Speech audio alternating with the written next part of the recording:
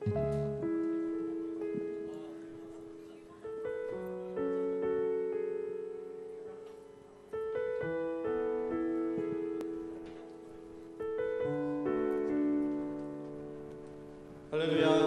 반갑습니다. 네, 오늘도 우리 주님께 예배하기 위해서 나오신 여러분들 주님의 이름으로 환영하고 축복합니다. 오늘부터 핫썸머 핫선데이가 시작되는데요, 우리가 특별히 이 핫썸머 핫선데이 때에 더욱더 경험하고 예배하고 뜨겁게 하나님을 만나는 그런 한 주가 되길 소원합니다. 우리 함께 일어나셔서 그 주님을 기쁜 마음으로 함께 박수치며 찬양하겠습니다.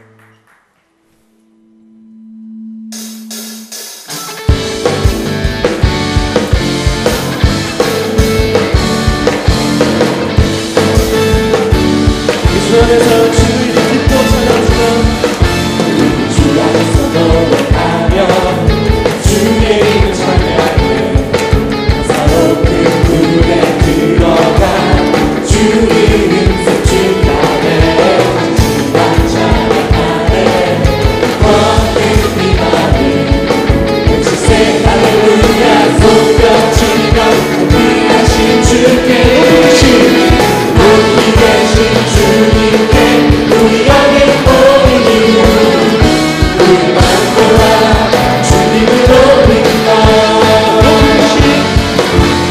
높이 계신 주님께 우리 영의 모이니 우리 만도와 주님을 높인다.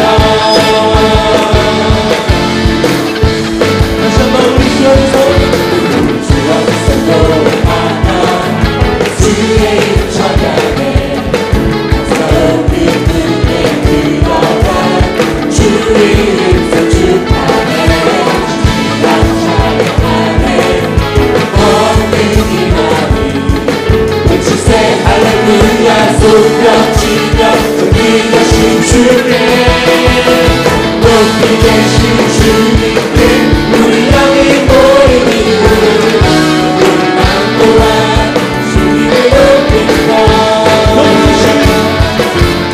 높이 계신 주님께 우리 영이 모이니 우리 만나와 주님을 높인다.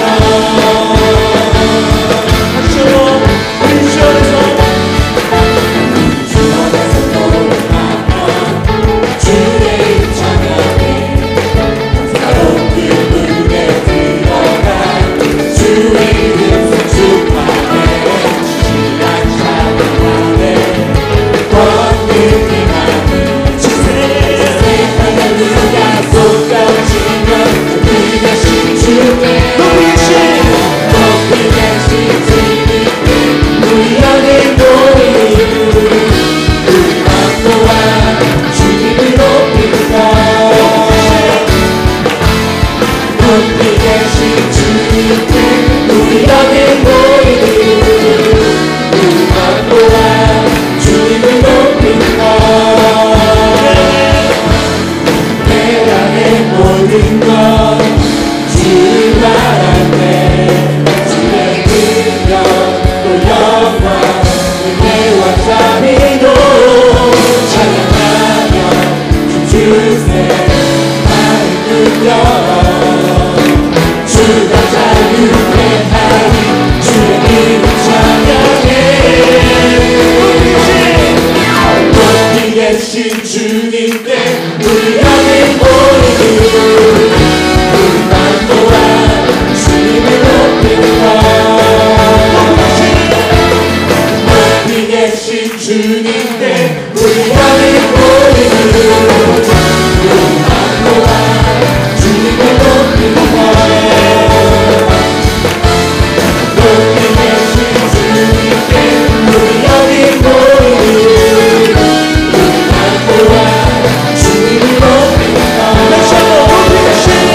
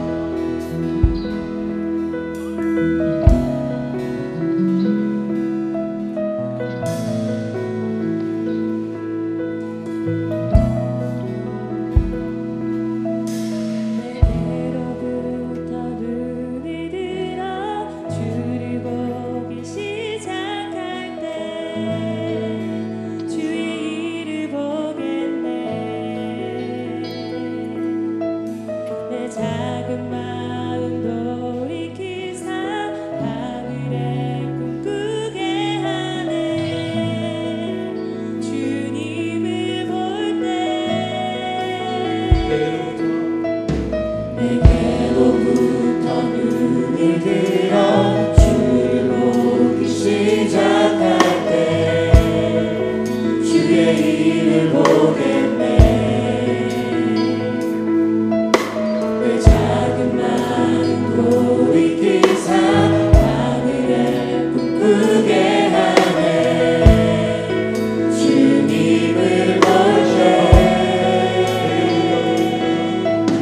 내게로부터 눈이 들어 주를 보기 시작할 때 주의 일을 보겠네.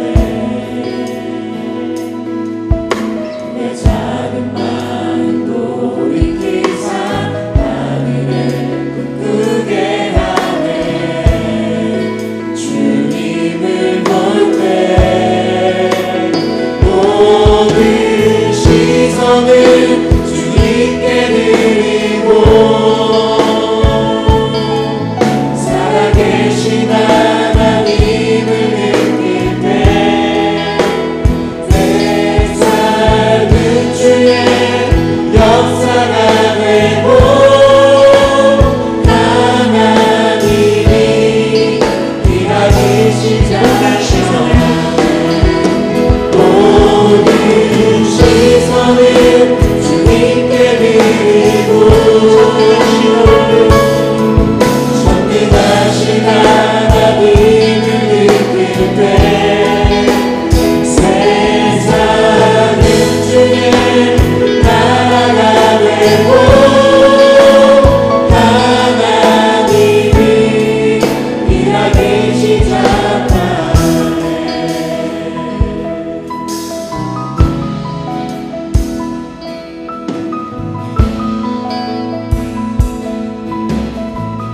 성령이 나를 변화시켜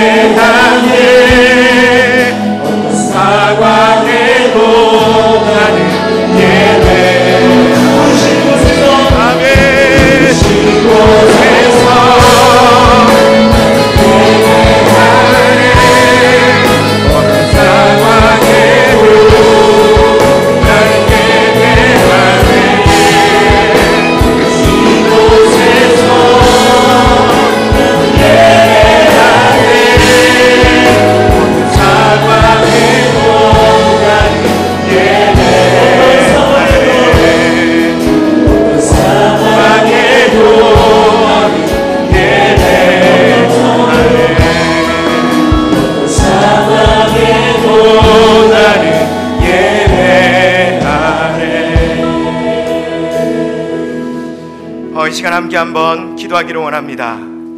핫선마 선데이 첫 번째 날인데요, 이 주의 예배를 통하여 우리의 영혼이 뜨거워지기를 소망합니다. 주의 성령의 충만한 역사가 우리의 예배 가운데 부어지기를 소망합니다. 말씀으로 우리의 영혼이 새로워지기를 소망합니다. 하나님 오셔서 우리를 만나주시고 당신의 말씀을 우리에게 들려주시옵고 당신의 마음과 당신의 뜻을 우리 가운데 선포하여 주옵소서.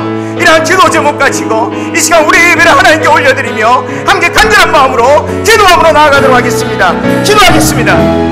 하나님 아버지, 이 시간 주님의 은혜를 구하며 나아갑니다. 주여, 우리 가운데 임하여 주시옵소서. 당신의 영으로 이 시간 우리를 충만케 하여 주시옵기를 원하옵나이다. 주님, 우리에게 그런 하나님의 말씀을 전달하여 주시고 그 말씀으로 주여 새로워지고 돌이키는 놀라운 성령의 역사가 우리 가운데 모아질 수 있도록 주여 은혜를 베풀어 주기를 간절히 소망하옵나이다. 주님, 우리의 마음이 처음받은 마음이 되어지기를 소망합니다. 정말 선지의 교회 100배의 열매를 맺는 주여 은혜를 다하여 주옵소서. 말씀을 높아하시는 우리 은송 목사님을 들어주시고 성령께도 그 마음을 정하여 주시옵고 주여 그 말씀을 통하여 아버지 우리 청년들이 이 젊은 시대에 주여 하나님을 만나고 하나님 앞에 결단하고 주의 믿음을 가지고 하나님 앞에 쓰임받는 청년들이 되어질 수 있도록 주님 은혜를 베풀어 주기를 간절히 소망하옵나이다. 이 시간 우리의 예배를 기쁘게 받아주옵소서. 우리의 마음을 받아주옵소서. 우리의 결단을 받아주시옵소서. 주님, 이 시간 주님 앞에 나아갑니다. 주님 도와주옵소서. 이 시간 우리 대표에서 청년위원회 총무로 수고하고 계시는 신원필 집사님께 나오셔서 기도 인도하도록 하겠습니다.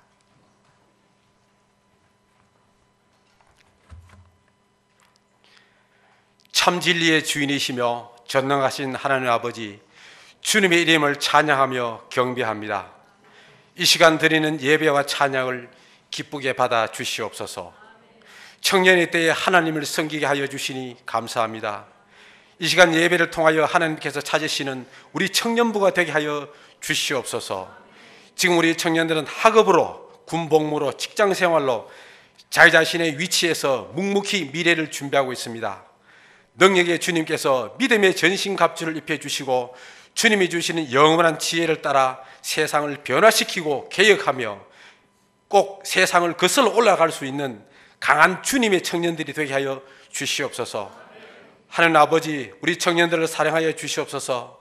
우리가 살아가는 이 시대에 빛과 소금의 사명을 다할 수 있도록 우리 청년들이 하나 되게 하시고 진정한 사랑의 공동체인 몸된 교회와 하나님의 나라를 위해 쓰임받는 청년들이 되게 하여 주시옵소서. 하나님 아버지, 오늘부터 4주간 말씀 집회가 열리게 됩니다. 이 말씀 집회가 단순히 지나가는 행사가 아닌 우리 모두가 은혜 받고 도전받는 시간이 되게 하여 주시옵소서. 오늘 첫 시간 단위에 세우신 이현상 목사님의 말씀이 우리의 삶의 좌표가 되게 하여 주시옵소서. 감사하며 예수님 이름으로 기도드렸습니다. 아멘.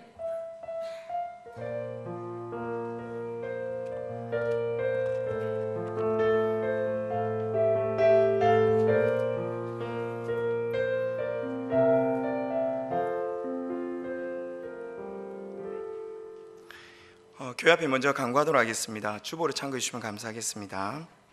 세 번째 보시면요, 중고동부 베트남 단기 선교 여행이 내일 이렇게 떠나게 됩니다. 내일 떠나서요 8월 9일 토요일까지 이렇게 있다가 돌아오는데 위해서 많이 기도해 주시고 또 마음으로 많이 후원해 주시면 감사하겠습니다. 그 8월 한 달이 뜨거워집니다. 오후 청년부 예배가 계속 하나님 앞에 나아가는 시간들이 될 텐데요. 오늘 이현성 목사님께서 오셔서 말씀 전해 주실 것이고, 다음 주는 우리 성훈 장로님, 그리고 그 다음 주는 정통용 목사님, 그 다음 주는 한국 컨티넨탈 싱어스를 모시고 같이 찬양 예배로 하나님께 영광 돌리게 됩니다. 매주일마다 기대하는 마음으로 함께 이 자리를 채워갔으면 좋겠습니다. 그리고 청년 일부가 필리핀으로 단교 선교를 준비를 하고 있습니다. 8월 13일 수요일날 출발해서 20일 수요일까지 이어지는데요. 12명의 인원이 함께 가게 됩니다. 위해서 많이 기도해 주시고 또 여러분 마음으로 그리고 돈으로 또 이렇게 후원을 많이 해주시면 좋을 것 같습니다. 여름 행사가 계속되고 있는데요. 영화부는 8월 9일 토요일 날 영화부실에서 여름 행사가 있고요. 초동 2부는 8월 8일 금요일부터 10일 주일까지 지하 화평홀에서 있습니다. 청년들 시간 되시는 분들은 좀 와서 좀 많이 수고해 주시고 또 헌신해 주셨으면 감사하겠습니다. 담임 목사님은 지금 스리랑카 단기 선교 여행 중에 있습니다. 돌아오는 그날까지 많이 기대해 주시면 좋겠습니다. 제가 여러분이 드린 헌금을 위해서 한번 기도하도록 하겠습니다. 기도하겠습니다. 하나님 아버지, 지난 한 주간을 살면서 하나님께 감사하는 마음으로 하나님 앞에 헌금을 드립니다. 헌금만 드리는 것이 아니라 우리의 마음과 우리의 삶을 함께 올려드리오니 주님 기쁘게 받아 주옵소서. 이 헌금이 사용되는 곳곳마다 하나님의 영광이 드러나게 하여 주옵소서. 모든 것 감사를 드리며 예수님의 이름으로 기도하였습니다. 아멘. 시간 말씀 봉독을 하도록 하겠습니다. 에베소서 말씀입니다. 에베소서 3장 7절에서 9절 말씀. 에베소서 3장 7절에서 9절 말씀, 제가 본문을 읽어드리도록 하겠습니다. 이 복음을 위하여 그의 능력이 역사하시는 대로 내게 주신 하나님의 은혜의 선물에 따라 내가 일꾼이 되었노라. 모든 성도 중에 지극히 작은 자보다 더 작은 나에게 이 은혜를 주신 것은 측량할 수 없는 그리스도의 풍성함을 이방인에게 전하게 하시고 영음도 만물을 창조하신 하나님 속에 감추어졌던 비밀의 경륜이 어떠한 것을 드러내게 하려 하심이라. 아멘. 오늘 정말로 귀한 분을 모셨습니다. 저희 청년들을 너무나도 사랑하셔서 어렵게 시간을 내주셔서 오늘 이렇게 와서 말씀 전해주시는데요. 이현석 목사님 나오셔서 성숙한 신앙이라는 말씀으로 말씀 전하실 때 하나님의 큰 은혜를 누리는 이 시간이 되었으면 좋겠습니다. 저는 사람을 만날 때마다 첫 번째 궁금한 것이 예수를 믿는가 하는 것입니다. 교회를 다니는가 아니가 예수를 믿는가, 정말 예수님을 인격적으로 만났는가가 궁금합니다. 근데 나는 예수를 믿습니다, 나는 예수님을 분명하게 인격적으로 만났습니다 라고 고백하는 분들에게 저는 두 번째 질문을 하고 싶습니다. 그러면 예수를 믿고 변하셨습니까? 성경에 보면 예수를 믿은 모든 사람들은 변했습니다. 그렇죠? 저는 예수를 믿습니다 라면 정말 예수를 만났다면 변하셨습니까? 예수를 믿고 다듬어지셨습니까? 예수를 믿고 성숙해졌습니까? 저희 두 번째 질문이면서 관심사입니다. 오늘 본문을 통해서 저는 이미 여러분들이 예수를 믿는다는 전제하에 성숙한 성도는 어떤 믿음의 모습을 지니고 있을까 하는 것에 대한 말씀을 증거하려고 합니다. 첫째, 성숙한 자의 모습은 첫째, 자기를 설명할 때 어떻게 설명하냐면 자기를 하나님의 은혜로 설명하는 자입니다. 우리가 예수를 믿으면서 자기가 여기에 있음이 하나님의 놀라운 은혜로 말미암아 여기 있음을 놓칠 때, 그때부터 사람이 교만해지고 무례해지고 더 방자해지는 것을 보게 됩니다. 그래서 우리는 끊임없이 구원을 얻었을 때만 나의 구원이, 나의 죄사함이, 내가 하나님의 자녀가 된 것이 은혜가 아니라 예수 믿은 이후의 모든 삶도 끊임없이 하나님의 은혜입니다. 하나님의 은혜입니다. 이렇게 고백하는 사람이 성숙한 성도입니다. 제 인생에 가장 큰 영향을 준 분이 계신데 그분은 로이드 존즈라는 목사님이세요. 이분은 20세기에 설교를 가장 잘한다는 그런 평을 들었던 분인데, 이분은 이렇게 주장합니다. 교회에 공예배 중에 한 번은 적어도 복음이 선포되어져야 한다. 한국 교회로 따지면 주일 낮 예배가 있고요, 저녁 예배 또는 오후 예배가 있고요, 수요 예배가 있고요. 그래서 또 어떤 많은 교회는 이제 금요 기도회도 있고 하지 않습니까? 교회 안에 이렇게 공적인 예배 중에 적어도 한 번은 끊임없이 복음이, 십자가가 선포되어야 된다는 거예요. 그 첫 번째 이유는 교회 안에 끊임없이 새신자들이 들어오기 때문에 그렇습니다. 끊임없이 새신자들이 들어오기 때문에 그들에게 복음이 전파되어야 된다는 거예요. 두 번째는 뭐냐면 교회 안에 있지만 아직 예수를 못 만났거나 교회를 오랫동안 다녔지만 구원에 확신이 없는 사람을 위해서 그렇다는 거예요. 제가 30대 때 신학교에서 전도학을 가르쳤습니다. 그때 한국의 통계를 봤더니 한국 교회 안에 예수를 믿는다고 하는 성도들 중에서 구원의 확신을 갖고 신앙생활하는 사람이 절대로 80%를 넘지 않는다, 이렇게 나와 있어요. 내 인생에 어떤 위기가 와도, 내 인생이 어떤 식으로 뒤집어지고 내가 한순간에 절벽 끝에 서는 그런 절박한 형편을 당해도 하나님을 향한, 그리고 십자가에 대한 분명한 믿음과 고백을 하는 사람이 20%를 절대로 넘지 않는다는 거예요.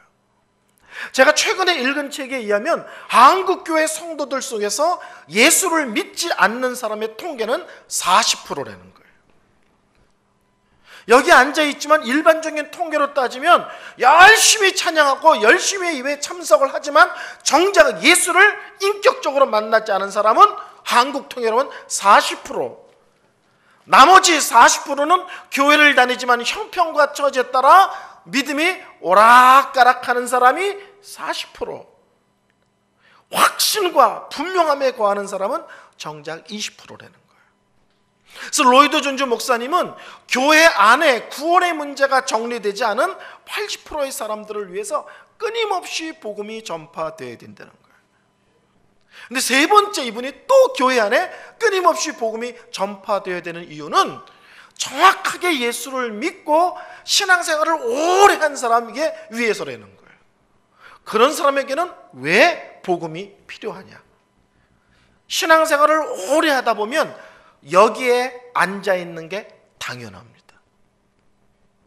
이 세상에서 가장 큰 기적은 뭐냐? 나 같은 죄인이 하나님의 자녀가 된 거예요. 나 같은 죄인이 죄 용서 받은 거예요. 나 같은 죄인이 천국 백성이 된 거예요.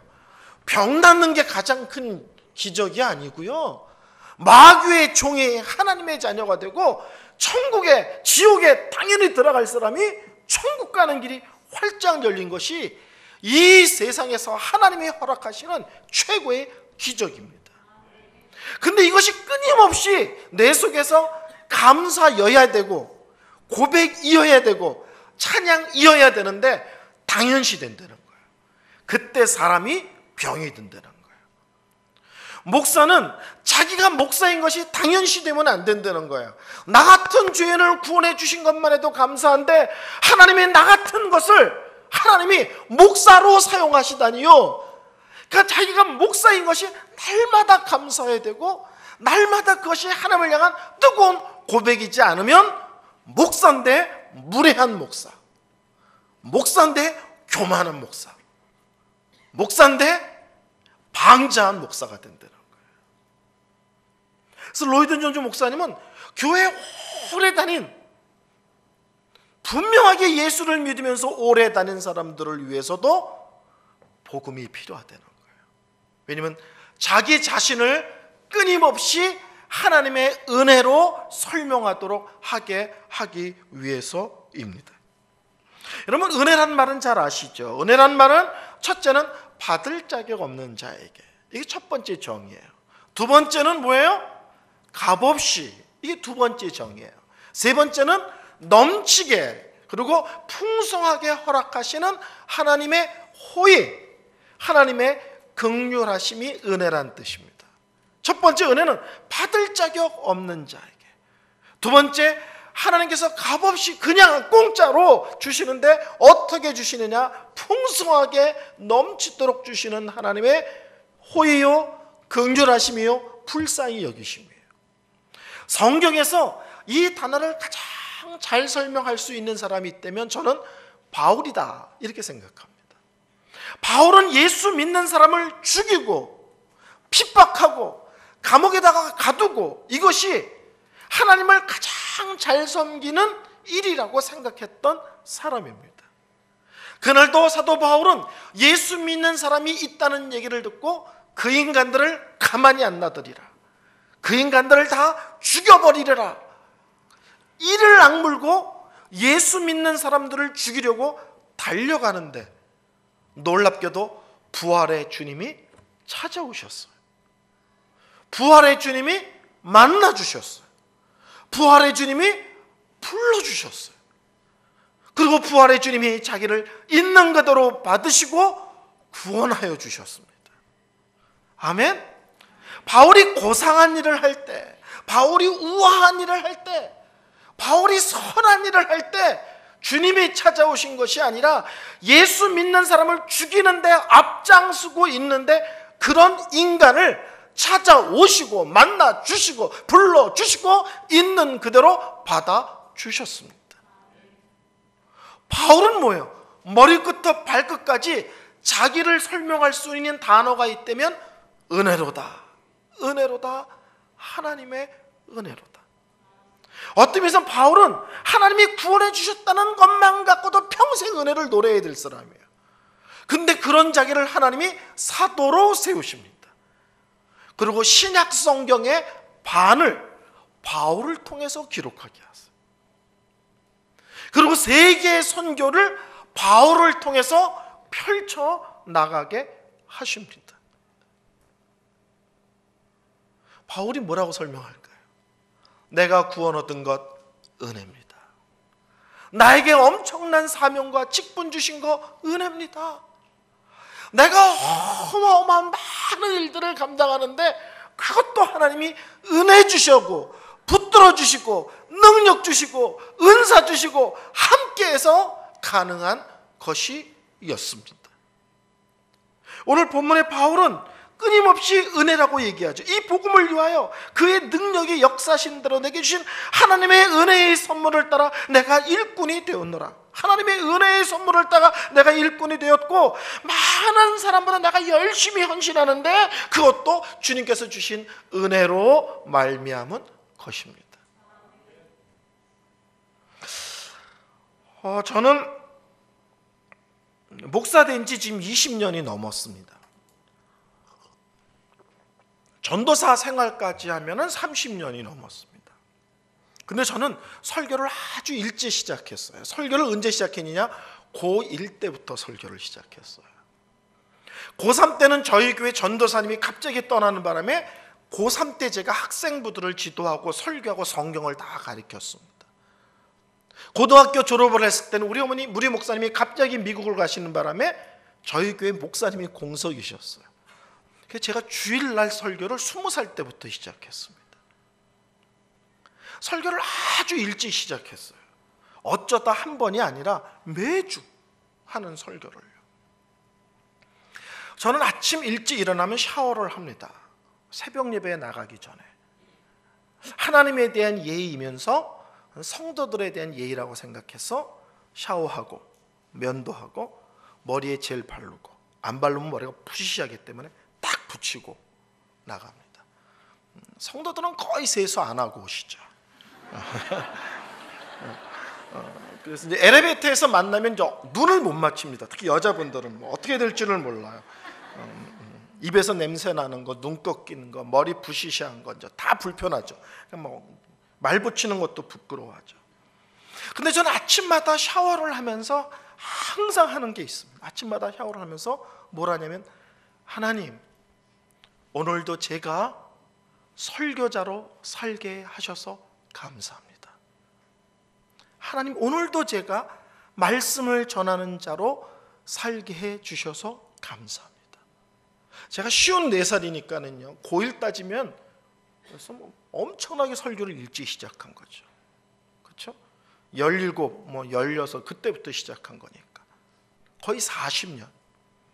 그런데도 불구하고 이 강대상에 서는 것을 당연시 여기지 않으려고 합니다. 은혜입니다. 끊임없이. 저는 설교를 이제 원고를 없이 이렇게 메모만 해가지고 올라옵니다. 근데 참 신기해요. 똑같은 설교를 어느 교회에서는 1시간에 끝내요. 근데 어느 교회 가면 똑같은 원고를 갖고 2시간을 넘게 해요.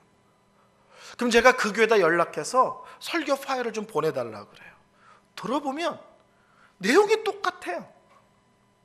근데 설교 길이가 1시간이 넘게 차이가 나요. 근데 신기한 것은 똑같이 설교하는데 첫째, 둘째, 셋째인데 어떤 교회는 나도 모르게 첫째에 대해서 좀 강하게 얘기를 해요. 어떤 교회에서는 셋째를 강하게 얘기해요.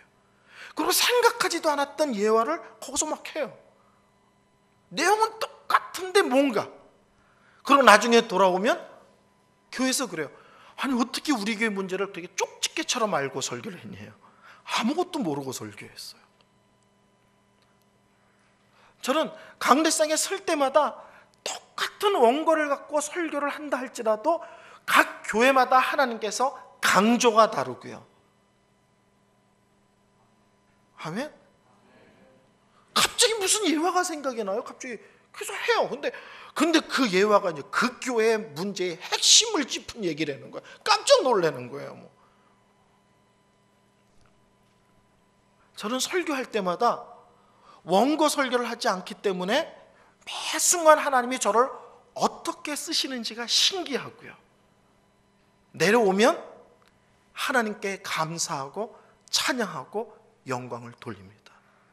오늘도 하나님께서 그 교회에 합당한 말씀으로 저를 이렇게 이끄셨군요. 역사하셨군요. 간섭하셨군요.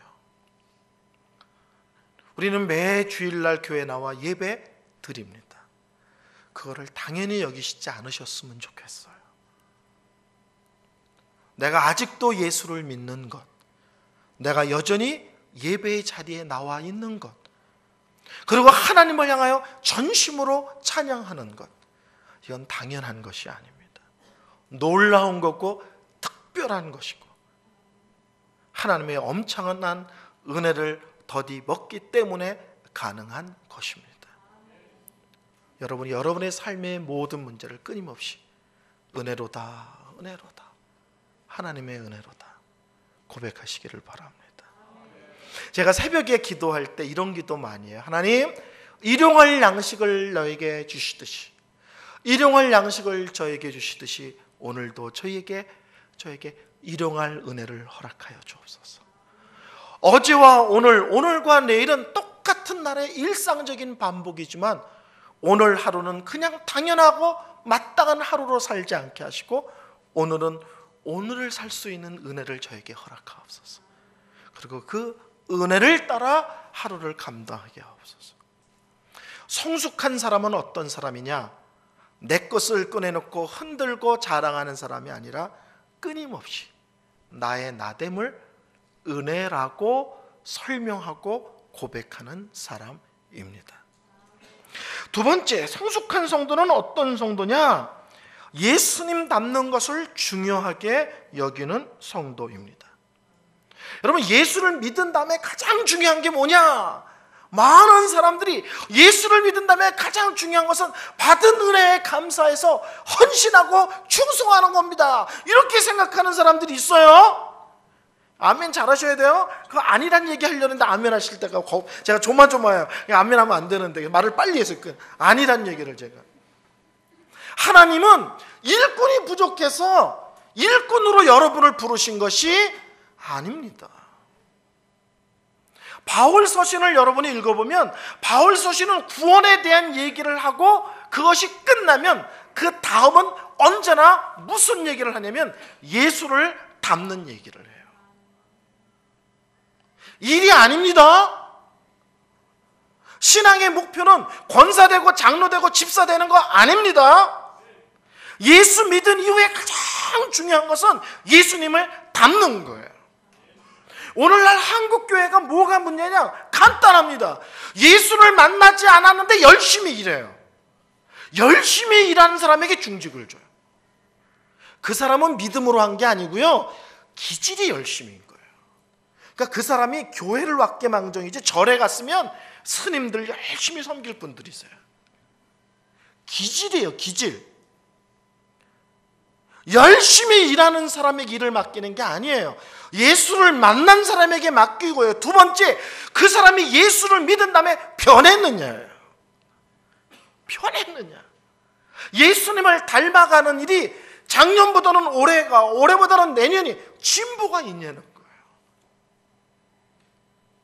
그런 사람에게 직분이, 그런 사람에게 섬김의 일들이 나눠져야 되는 겁니다. 아멘? 그래서 예수를 믿습니다. 그 다음에 중요한 건 뭐냐? 예수를 닮아가고 계십니까? 존 스타트라는 분 들어보셨어요? 제가 작년에 그분의 생애된 책을 3권 읽었는데 거기 이런 내용이 있어요. 그 책 중에 하나가 전 세계의 목사님들을, 개신교 목사님들을 한 자리에 다 모아놓고 천주교 교황처럼 전 세계 개신교 목사님의 대표를 하나 뽑는다면 누가 적합한가? 그 책에 아마 존 스타트일 것이다, 이렇게 얘기를 해요. 그분은 귀한 목회자이기도 하지만 또 신학자이기도 하고 선교에도 관심이 많으시고 전 세계적으로 영향력을 많이 끼쳤죠. 특히 한국을 아주 사랑하셔서 한국에 자주 왔죠. 그분이 돌아가실 즈음 돼서 병원에 입원했을 때 친한 분이 병원에 가서 물어봤어요.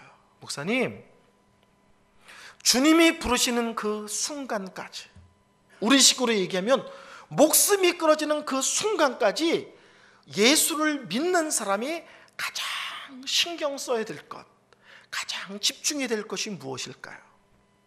그때 존 스타트 목사님은 망설임 없이 얘기합니다. 예수님을 닮아가는 거예요. 예수를 믿은 이후에 예수 믿은 사람이 가장 신경 써야 될 것은 예수를 닮아가는 것입니다. 한국 교회는 이상해서 성령의 은사에 대해서 성도들이 예민해요. 근데 아십시오, 성령의 은사는 성숙과 아무 관계가 없어요. 어떤 사람이 예수를 20년 믿었는데 아직 방언을 못해. 근데 이 어떤 사람이 교회 나온 지 한 달도 안 되는데 부흥회 때 방언을 해. 그럼 이 사람이 방언했다고 20년 교회 다닌 사람보다 믿음이 더 깊고 성숙하다, 이렇게 얘기할 수 있어요? 아니에요. 고린도 교회를 보면 고린도 교회는 별별 은사가 다 나타나요. 근데 그 교회에 온갖 인간적이고 세상적이고 부끄러운 모습들은 고린도 교회가 다 갖고 있어요. 방언도 하고 예언도 하고 뭘 봤다 들었다 고쳤다 놨다 난리가 나는데 그 교회는 아주 부끄러운 것들로 가득 찬 교회예요. 온갖 은사가 다 나타나는데, 은사가 틀렸다 그 뜻 아니에요. 은사가 나쁘다 그 뜻 아니에요. 제 말은 은사는 성숙을 얘기하는 게 아니라는 거예요. 그런데 한국 교회는 푸닥거리 영향이 있어가지고 뭘 봤다 들었다 그러면 바로 깨갱을 해버려. 그냥 바로 뭘 봤다 그러면 이 사람이 아직 신앙이 어려서 뭘 봐야 믿는가 보다 이래야 되는데 어머 뭘 보셨어요? 뭐 이런다고요. 기억하세요. 어린아이 교과서에 그림이 많은 거예요. 어린아이 교과서에 그림이 많은 거예요.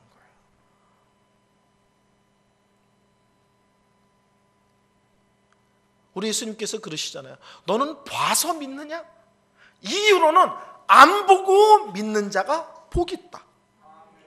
근데 우리는 봤다 그러면 난리가 나는 거야. 어머 비디오 신자시네요. 들었다 어머 오디오 신자시네요. 그리고 막 그 밑에다가 막 안수해달라고 그러고 뭘 들으셨냐고 궁금하다 그러고. 아니에요.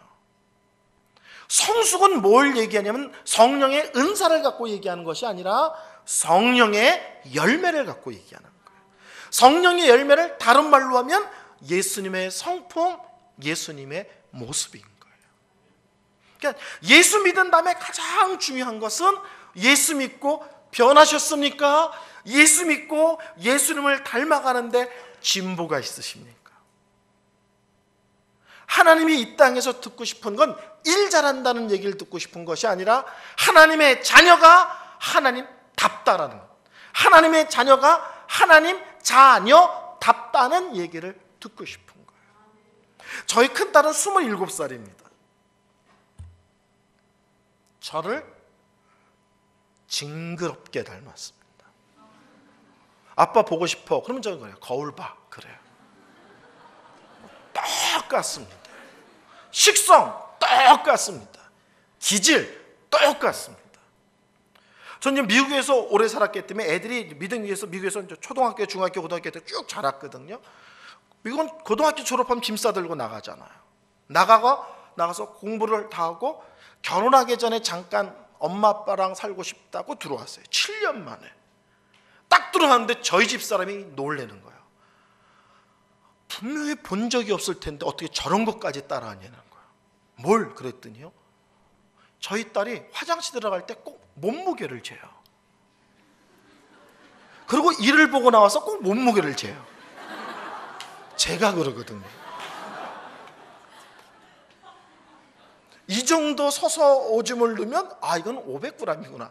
좀 오래서 이게 700g이구나. 앉아서 이를 보고 수면 위에 잠기면 이게 얼마고, 수면 위로 올라가면 이건 얼마구나. 꼭 아무리 막 배가 아파서 급해도 일단 몸무게 재고 화장실에 들어갑니다. 근데 7년 만에 들어온 저 딸이 화장실에 들어갈 때 몸무게부터 재고 들어가는 거예요. 이야, 누가 봐도 제 딸인 거예요. 저희 가운데는 아들이고 막내가 딸이거든요. 가운데 얘는 완전히 엄마 복사판이에요. 착하고 성격이 유하고 부드럽고 따뜻하고 그래. 아들인데 좀 속상해. 저를 닮지 않은 거에 대한. 근데 얼마 전에 전화가 왔어요. 아빠 자기 직장에서 회사에서 딱 2사람 월급을 올려줬대요. 일을 가장 잘하는 2사람. 그 중에 한 사람이 자기라는 거예요. 그 소리를 듣는 순간 제가 깜짝 놀랐어요. 이 녀석이 날 닮은 거였구나. 여태까지 엄마 닮았는 줄 알았는데 엄마 닮으면 탁월할 리가 없어. 착하지. 탁월하면 나의 영역이니까. 제가 처음으로, 지금 저희 아들이 26인데 26년 만에 이 아들이 날 닮았다는 걸 처음 깨달았어요. 제가. 여러분, 엄마 아빠는 날 닮았다 그럼 되게 흐뭇해요. 자식이 날 닮았구나.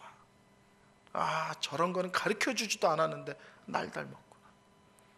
하나님은 여러분이 이 세상에서 당신을 보면 하나님이 어떤 분인지 알겠습니다. 그 얘기 듣는 걸 기뻐하신다고요.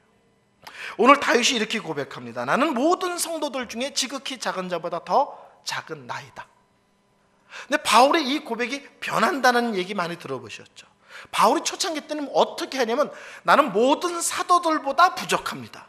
비교를 사도들이랑 해요. 근데 오늘 본문은 모든 성도들보다 지극히 작은 나, 성도들과 비교해서 자기는 작다 이래요. 근데 디모데 전서, 거의 사도 바울 말년에 쓴 성경은 이렇게 얘기해요.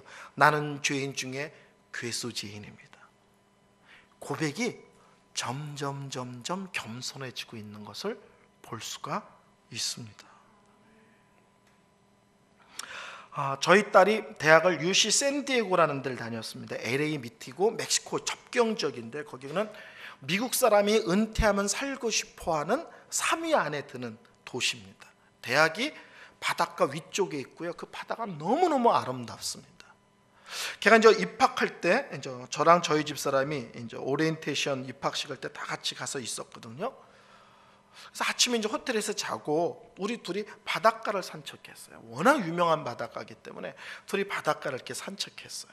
근데 기념품 파는 가게에 뭐가 있었냐면 이렇게 문에다 딱 달아서 문을 열면 딸랑딸랑딸랑 하고 문 소리 나는 거 있죠.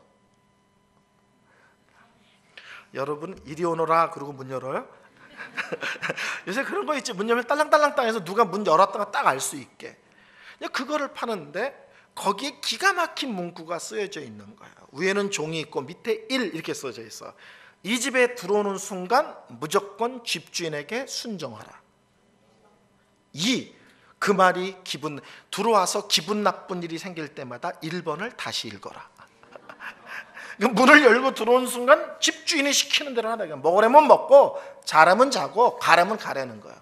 2번, 그것이 기분 나쁜 때마다 1번을 다시 읽어라. 저의 1번은 뭐냐면은 예수를 만나셨습니까? 저의 2번은 예수를 믿고 변하셨습니까? 예수 믿고 예수님을 닮아가고 계십니까? 예수를 믿은 지 5년이 되고 예수를 믿은 지 10년이 되고 예수님 믿은 지 20년이 되는데 사람이 거칠어, 뾰족해, 주위에 있는 사람들이 너무 힘들어. 그러면 저는 이렇게 물어봅니다. 다시 1번을 확인하세요.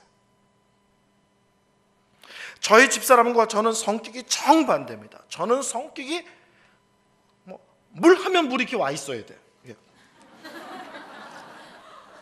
저는 축구를 좋아하는데 축구 보다가 막 숨이 넘어가요. 막 꼬리기 들어갈랑 말랑 그 문전에서의 그 혼선이 빌 때 있죠. 막 난리가 나요. 숨이 들으시고 내쉬고 한대요. 기질 검사를 하면 다혈질이 100점 만점에 98점에서 100점 사이에 나와요. 근데 혈액형이 B형이에요. 매력 덩어리예요. 극단적인 다혈의 B형 남자.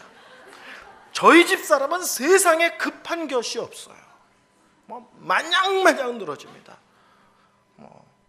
여보 뭐 좀 해세요. 예. 그러고는 거의 열의 아홉은 잊어버립니다.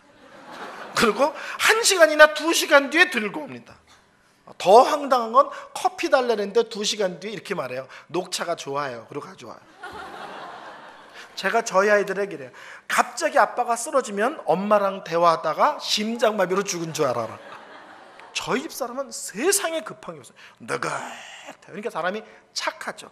잔소리 없고 바가지 긁는 게 없고 사람 힘들게 하는 게 없습니다. 세상에 천사 같은 여자예요. 근데 숨 막혀요. 너무 느긋해서. 근데 제가 이 여자와 30년 가까이 살았습니다. 30년 가까이. 지금은 어떻게 됐냐면요, 제가 저희 집사람 쪽으로 무지하게 많이 갔으면서 사람이 느긋합니다. 저희 집사람은요 제 쪽으로 많이 왔습니다. 그래서 답답한 꼴을 못 봅니다. 어저께도 제가 수련회 갔다가 왔거든요. 남해에 2박 3일. 저는 앞에 운전할 때 옛날에는 걸리적거린다 그러면 슉슉슉슉 이렇게 갔습니다. 지금은 앞에 컨테이너 트럭이 천천히 가잖아요. 부산에서 남해까지 그냥 뒤따라갑니다. 하나도 안 답답해요 지금은요. 근데 지금은 저희 집사람이 소리를 질러요. 여보 제발 추월 좀 해요. 부부가 같이 살잖아요. 그러면요 외모도 닮고요, 식성도 닮고요, 성격도 닮아요. 사람들이 저희 집사람을 보고 예쁘다는 얘기를 많이 해요. 내가 웃겨 죽겠어요. 원래 안 예뻤거든요. 근데 30년을 살더니 그것도 닮아. 참 놀랍더라고요. 근데 저는 그것을 보면 신기해요. 부부가 같이 30년을 삶아도 닮는데 예수를 믿는다는 것은 하나님과 동행하는 거예요. 예수를 믿는 순간부터 하나님이 우리와 함께 하십니다. 근데 예수를 10년 믿었다, 10년 함께 한 거예요. 20년 믿었다, 20년 예수님과 함께 하는 거예요. 근데 사람이 안 변한다. 근데 아직도 성품이 거칠다. 그러면 저는 다시 1번을 묻고 싶어요. 정말 예수를 만나셨습니까? 여러분이 예수를 정말 만난 것을 입으로 떠들지 마시고 여러분의 변한 삶과 여러분의 변한 성품으로 설명하셔야 돼요. 아멘. 저는 담임 목사를 딱 10년 했습니다. 미국에 가서 하루도 안 빠지는 딱 10년 하고 한국으로 나왔어요. 누가 저에게 이렇게 물어볼 수 있어요. 목사님 담임 목사 10년 하고 뭐가 남았습니까? 많은 게 많이 남았어요. 작은 교회 가서 교회가 거의 10배 가까이 부흥했어요. 남았죠. 20년 동안 우통벗고 싸우는 교회였어요. 근데 제가 가서 한 번도 교회에 언성 높은 적이 없어요. 여전도회든 남전도회든 뭐 구역예배든 당회든 한 번도. 항상 교회가 조용했어요. 항상 웃고 화목하고. 남은 게 많죠.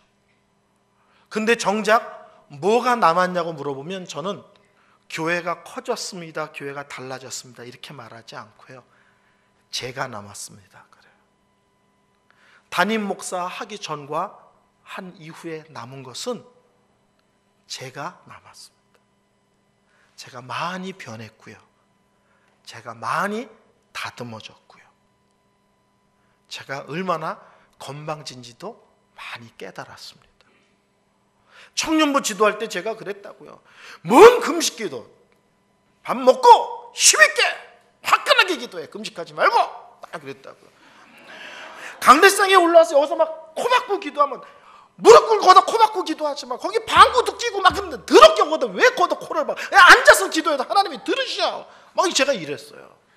청년부 지도할 때 제가 청년부 지도를 많이 했어요. 담임 목사 했더니요, 누가 시키지도 않았는데 내려와서 무릎 꿇고 가다 코 박고 기도하더라고요. 하나님 살려주시옵소서 이러고. 담임 목회를 하니까요, 누가 시키지도 않았는데 산기도 가서요 금식기도 하고 있더라고요. 목회가 얼마나 힘든지 물만 먹고 금식기도 한다? 아니요, 절박하니까요 물도 안 먹게 돼요. 불쌍히 여겨주옵소서, 도와주시옵소서, 이런 기도는 배부른 기도예요. 깨달았어요 제가. 오직 기도 제목이 간단해요. 살려주시옵소서, 살려주시옵소서. 정말 이러다 죽을 것 같았어요. 초창기 이민 목회 시작할 때는 기도가 살려주시옵소서요, 도와주시옵소서. 이건 아직 덜 배고픈 거야. 불쌍히 여겨주옵소서, 아직 벼랑 끝에 안 쓴 거야. 벼랑 끝에 쓰니까 오직 하나예요. 물 한 모금도 안 먹고 무릎 꿇고 냄새가 나는지 안 나는지 신경도 안 쓰고 방석도 코 박고 살려달라는 거 하나님께. 건방졌고 겁이 없었고 담임 목회를 하면서 깨달았어요. 교회라는 것이 얼마나 놀라운지도 깨달았고, 목사로 사는 것이 얼마나 두렵고 떨리는 것도 깨달았고, 성도 한 분을 한 분을 섬기는 것이 얼마나 복된지도 깨달았고, 10년 담임 목사하고 남은 게 뭐냐? 제가 남았어요. 10년 동안 제가 많이 변했습니다. 성숙한 성도의 두 번째 모습은 뭐냐면 닮아가는데 진보가 있어야 돼요. 아멘. 일 좋아하지 마시고요, 뭐 맞는 거 좋아하지 마시고요, 맞는 게 틀렸다 이런 거 아니에요.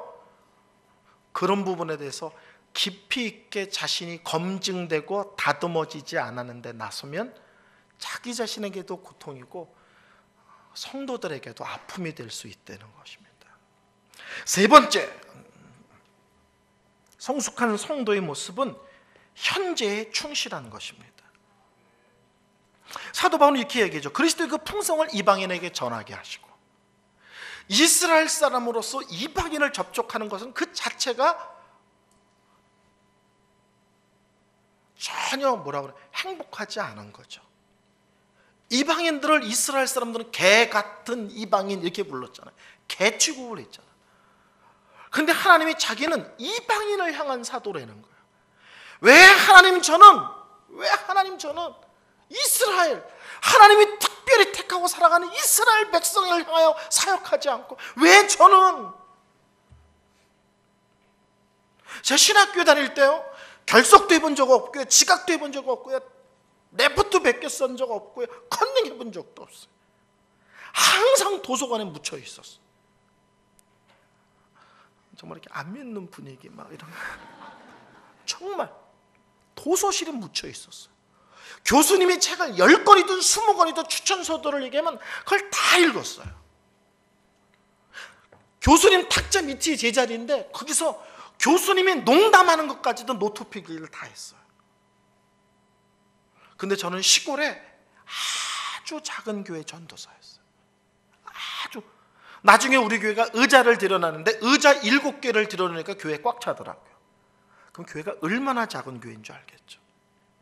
근데 저희 과에 매일 농땡이 치고 시험 컨닝하고 레포트 100개 쓰고 매일 대리철수 부탁하는 우리 과 전체에서 아주 고통스러운 애가 하나 있었어요. 걔가 강남의 가장 큰 교회 전도사였어요.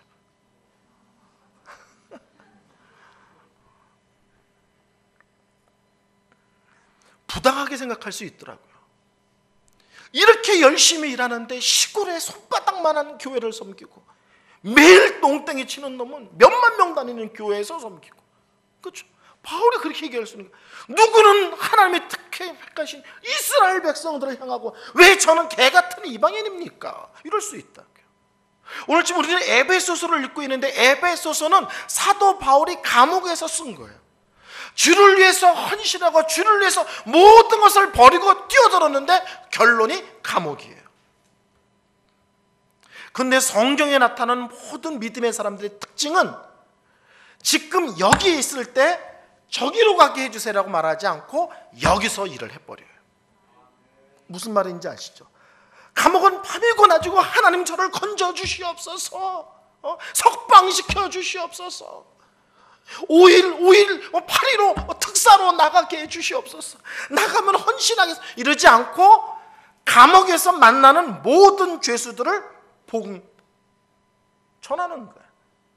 간수들, 보초수잖아. 지네들이 의리가 보초수는데 보초수는 인간들에게 매일 복음 전하는 거야. 그냥 재판한다, 재판관들에게 막 복음을 전하는 거야.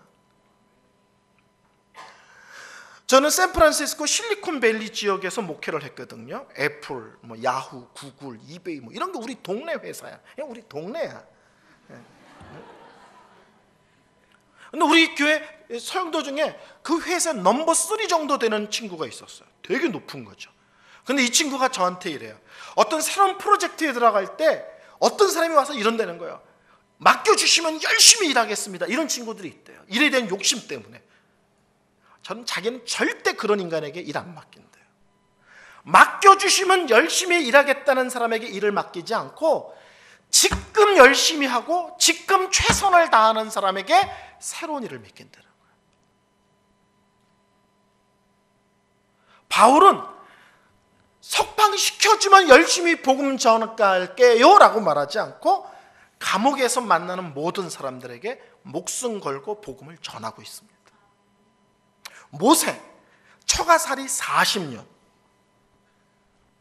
그리고 군대를 호령하던 사람이 양을 몰고 다니고 있는 거예요. 초라함에 40년이죠. 그 말도 안 되는 40년이 나중에 어떻게 변하냐면 모세가 하나님의 부르심을 받고 이스라엘 백성들을 구원해냈을 때 광야 40년 동안 모세는 광야 전문가로서 사역하게 됩니다.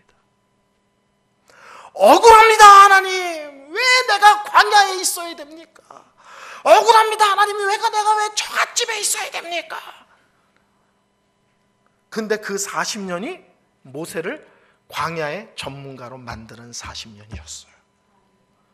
지금 있는 자리가 불편할 수 있어요. 이해가 안 될 수 있어요. 말이 안 될 수 있어요. 섭섭할 수 있어요. 그런데 하나님이 현재 나를 이곳에 있게 하셨으면 그 자리에 있으시는 거예요. 그리고 그걸 인정하셔야 되고요. 감사하셔야 되고요. 지금 내가 할 수 있는 범위 내에서 최선을 다하셔야 돼요. 요셉 억울해져. 노예로 팔렸고 거룩한 사람이 성추행범으로 몰려서 감옥에 들어가. 근데 요셉은 어떤 억울한 일을 당하든 억울합니다 이러지 않아요. 막 그런 찬양 부르는 사람이 있어요. 새벽에 와서 너무합니다, 너무합니다, 너무합니다. 너무하죠. 왜 내가 종이고, 너무하죠. 내가 왜 감옥에 있어야 되고, 너무하죠. 내가 왜 성추행범입니까? 근데 요셉은 너무하고 억울한데 그것 탓하다고 세월을 보내는 것이 아니라 자기를 하나님이 어디에다 던져놨든지 거기서 열심히 일해. 눈 떠봤더니 국무총리가 돼 있어. 말이 안 되는 그 자리가 하나님이 허락하신 자리인 것을 믿고 감사하고 최선을 다하면 또 다른 인생의 지름길이 되기도 하고 또 다른 인생의 비상구가 되기도 합니다. 저는 20살 때요 신학교를 다녔었어요. 근데 교수님이 너무 훌륭하셨어요. 그래서 그 교수님 밑에 배워야 되겠다 해서 나중에 그 교회로 옮겼어요. 나중에. 근데 그 교회는 개척교회였는데 탁 갔더니 개척교회 치곤 사람이 많아. 더 놀라운 것은 개척교회 신학생이 30명이 넘어. 왜? 다 나같이 배우겠다는 사람들이. 갔더니요 성가대도 거의 다 남자들은 전도사님들이야. 전부 다 저보다 10살 이상 많아. 군대 갔다 오고 다 이런. 거기서 신학교 1학년은 명함도 못 내밀어. 갔더니 주일학교 교사도 다 신학생들이에요. 개척교회인데 신학생이 30명이 넘으니까는 할 수 있는 게 하나도 없어요. 제가 돌아봤더니 하나가 있었는데 아무도 화장실 청소를 하지 않아요. 새벽 예배 끝나고 그 다음에 주일학교 9시 예배잖아. 그 사이는 교회 아무도 없어요. 그때 아무도 없어요. 새벽 예배 끝나고 집에 가고 주일학교 9시 그 사이. 그때 제가 항상 그 시간 가운데에 일찍 가서 화장실 문을 걸어 잠갔어요. 얘네는 고무장거 이런 거 없습니다. 맨손으로 변기를 광이 나도록 닦는 거야. 비누칠해서 깨끗이 매주. 저희 식당이 지하실이었는데 오후 3시 정도 되면요 꼭 누군가가 늦게 먹은 그릇을 한두 개 놓고 나가요. 여름에는 냄새나고 곰팡이가 피어요. 제가 그걸 알았어요. 그래서 오후 3시쯤 되면 슬그머니 캄캄한 식당에 내려가서 한두 개 남은 그릇을 설거지해서 항상 엎어놔요. 이거를 매주일마다 했어요. 1년이 지나는데 목사님이 저를 불러요. 갔더니 봉투를 딱 주시는데 봉투에 신학생 보조금 이렇게 써져 있어요. 그랬더니 기도합시다 그래. 다짜고짜 봉투를 주시더니 기도하더니 방으로 들어가 버렸어요. 제가 서 있었어요. 한참 있다 목사님이 나오시길래 제가 봉투를 드렸어요. 저 이런 거 받으려고 이 교회 온 거 아닙니다. 목사님이 그러셨어요. 너는 안 받은 것처럼 나는 안 준 것처럼 계속 화장실 청소하면 돼 그러시는 거예요. 근데 그 다음 말이 놀라워요. 내 곁을 떠나지 마. 내가 너를 키울 거야 그러시는 거예요. 그리고 1년 뒤에 전도사님이 한 분 나갔어요. 27인가 8인가. 근데 저를 그 자리에 앉히셨어요. 저보다 10살 많은 신학생들이 30명이 넘는데 그 사람들을 맡긴 것이 아니라 저를 그 자리에 앉히셨어요. 3년 되던 해 목사님이 미국으로 떠나셨어요. 청빙을 받아서. 떠나시기 밤에 저를 부르더니 의자를 하나 주세요. 내가 앉아서 설교하고 기도하던 의자인데 너도 여기서 설교하고 이 의자에 앉아서 설교 준비해라. 그러면서 연락 끊지 마. 너를 미국으로 부를게. 31살에 그분께서 자기의 교회 후임자로 저를 부르셨어요. 그 당시에 사례비가 91년도인데 $5,000였어요. 집값이 그때랑 지금이랑 3배에서 4배가 올랐어요. 그 당시로는 어마어마한. 그리고 박사과정이 끝날 때까지 모든 공부를 책임지겠다는 거예요. 아무리 기도해도 하나님이 안 기뻐하세요. 그래서 안 갔습니다. 98년도에 그 목사님 교회 부흥회를 갔는데 다른 교회 장로님이 참석하셨어요. 근데 그분은 딱 1시간밖에 안 참석하셨어요. 근데 은혜를 받았다고 밥 산다는 거야. 꼭 사람을 대접하는 게 밥만 있는 건 아닌데 굳이 밥을 사겠대. 근데 그 교회는 아침, 점심, 저녁을 밥 살 사람이 다 짜져 있었어요. 강사로 갔으니까. 담임 목사님이 너무 불편한 거. 우리 교회 성도도 아닌 사람이 와서 자꾸 밥 산다고 그러니까. 난 날마다 전화하니까 할 수 없이 목사님이 한 분에게 양해를 구하고 저보고 나가서 밥 한 끼 대접받고 오라는 거예요. 그리고 갔다가 돌아왔어요. 그리고 끝이에요. 근데 2년 뒤에 그분이 저를 다 자기네 교회 담임 목회자로 청빙을 했어요. 안 놀라시네. 저희 은사 목사님이 저를 부른 건 아니지만 저희 은사 목사님 교회 부흥회 갔다가 계기가 된 거예요.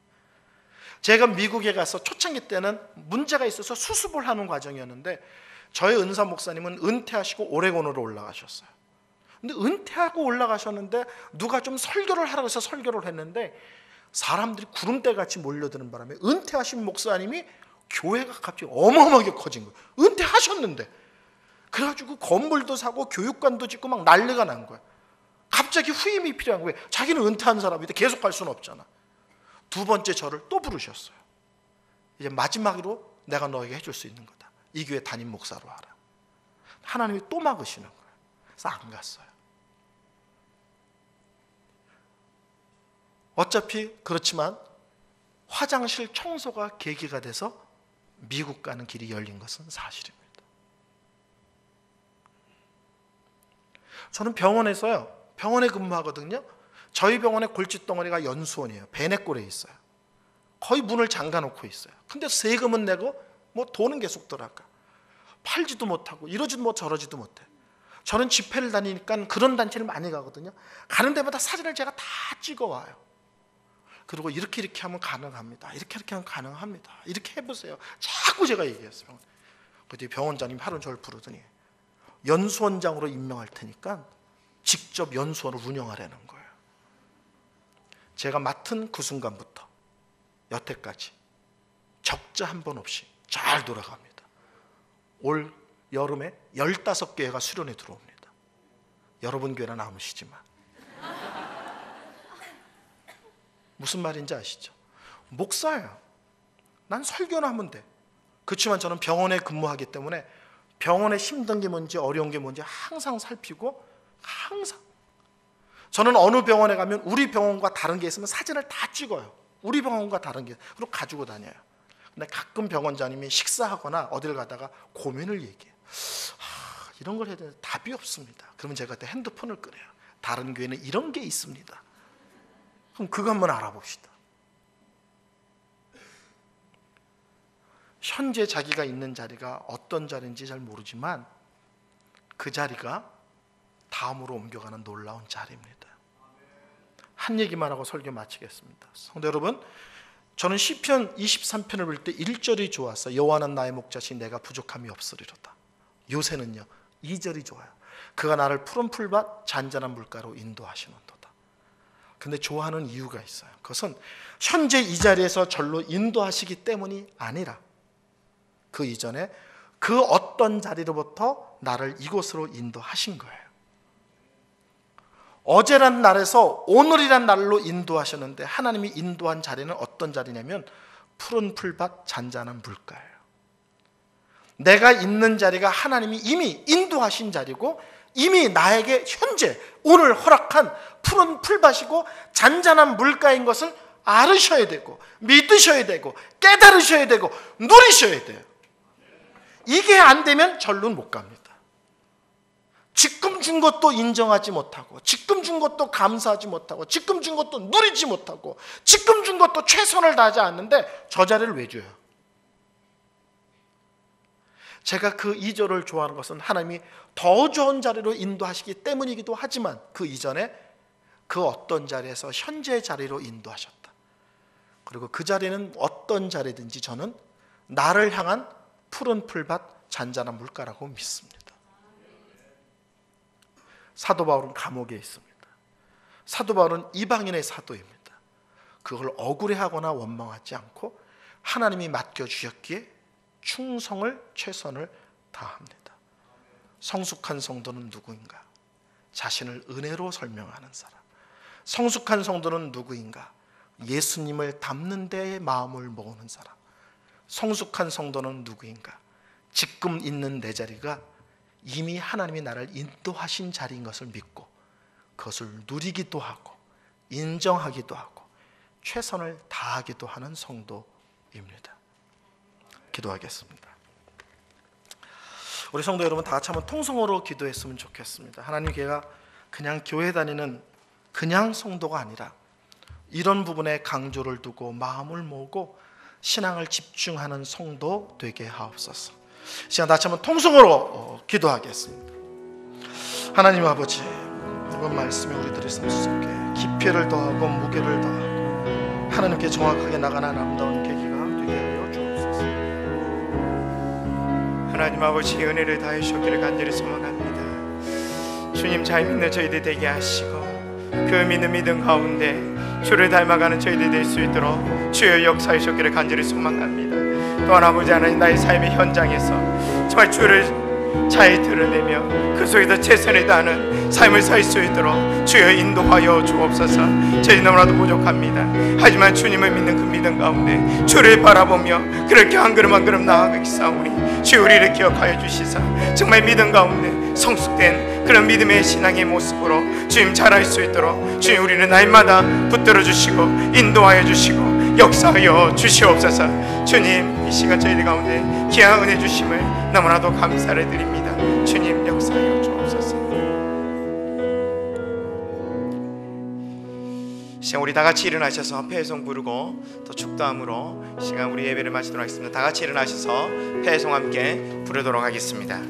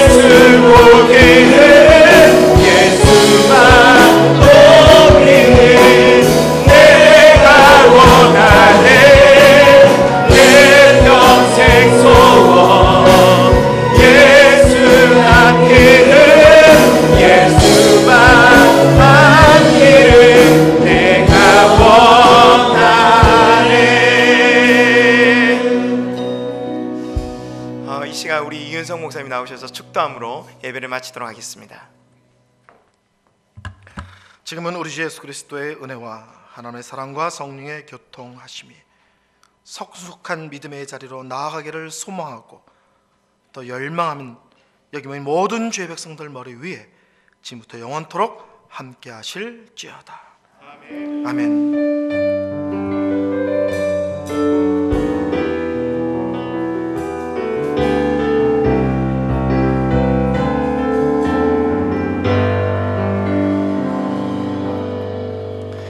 이것으로 오후 예배를 마치도록 하겠습니다.